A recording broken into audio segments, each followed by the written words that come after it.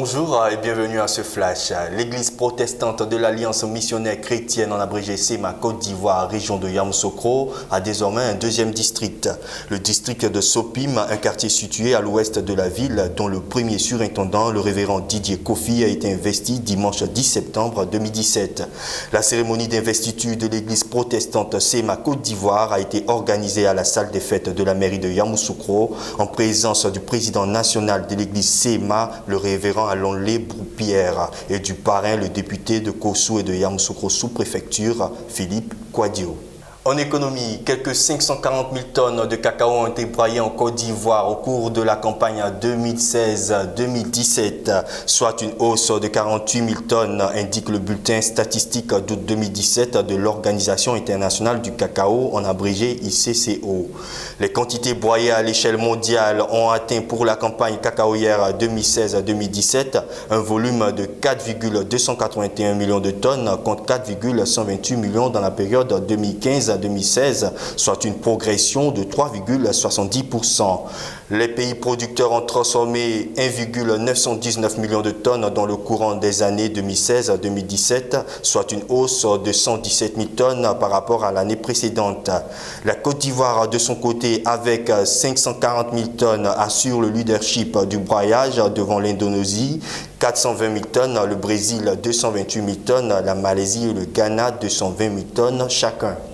Toujours en économie, le programme triennal 2018-2020 de la commune de Logoualé à l'ouest de la Côte d'Ivoire, adopté par le conseil municipal, se lève à 228,550 millions de francs CFA, dont 227,650 millions consacrés aux opérations d'investissement et 900 000 francs CFA aux actions sociales. Le dispatching des opérations sur les 3 ans consacre pour la première année 2018 une enveloppe de 80,530 millions à 11 projets, dont 3 concernent le secteur d'éducation-formation, 3 autres le secteur de la santé et 2 le secteur socio-culturel et l'amélioration de la voirie de la ville de Logoualé, et 2 concernent l'équipement et l'extension de la mairie. Notons aussi que la somme de 500 000 francs CFA pour l'appui aux associations de la Fédération Femmes Actives de Logoualé, FAL, 2018 a été aussi votée.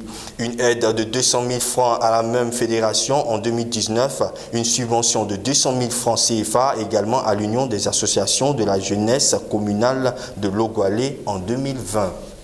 À présent, société, retenons que samedi 9 septembre 2017, à la place Alassane Ouattara à Ferkessédougou, les jeunes ont été sensibilisés sur l'immigration clandestine vers l'Europe. En effet, une projection de film a permis de sensibiliser les leaders communautaires et religieux, surtout de la jeunesse ivoirienne, sur les dangers liés à l'immigration illégale. Une initiative du ministère de l'intégration africaine et des Ivoiriens de l'extérieur. Selon le directeur général de l'intégration africaine, Isiaka Konaté, la Côte d'Ivoire est aujourd'hui, selon les statistiques de l'Organisation internationale sur l'immigration, à la 4e position. Notons que cette même organisation annonce que plus de 4 800 morts pour la seule année 2016 ont été enregistrés. Une note sportive, le Japon envisage recycler les smartphones en médaille lors des Jeux Olympiques de 2020 qu'elle organisera du 24 juillet au 9 août 2020. En effet, selon le gouvernement japonais, ces smartphones contenant en petite quantité de l'or, de l'argent et du bronze produisent près de 42 millions de déchets électroniques dans le monde.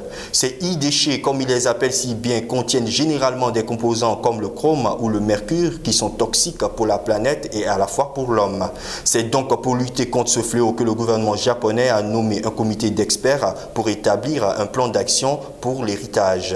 L'objectif est d'ailleurs de faire en sorte que l'organisation des Jeux Olympiques lègue des apprentissages positifs dans divers domaines tels que l'éducation, la mobilité, la technologie, etc.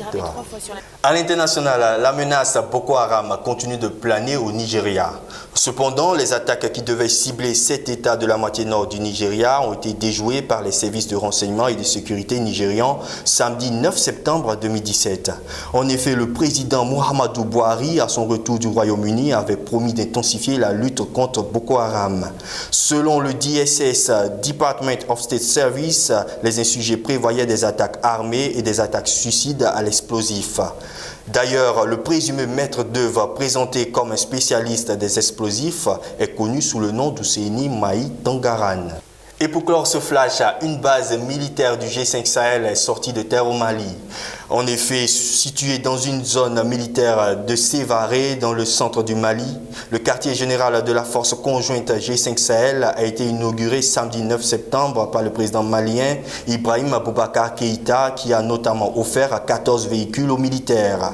Il a ensuite promis que lui et ses pairs du Niger, du Tchad, de la Mauritanie et du Burkina Faso feront le nécessaire pour le démarrage rapide des activités, dont le premier bataillon composé de 5000 soldats de la force G5 Sahel sera opérationnel à la fin du mois de septembre. Puis en octobre, on assistera certainement aux premières opérations militaires transfrontalières. En définitive, c'est un pas de plus pour la lutte contre le terrorisme dans le Sahel. Merci de nous avoir suivis et bon suite de programme sur la Voix Sainte Télévision. Shalom chez vous.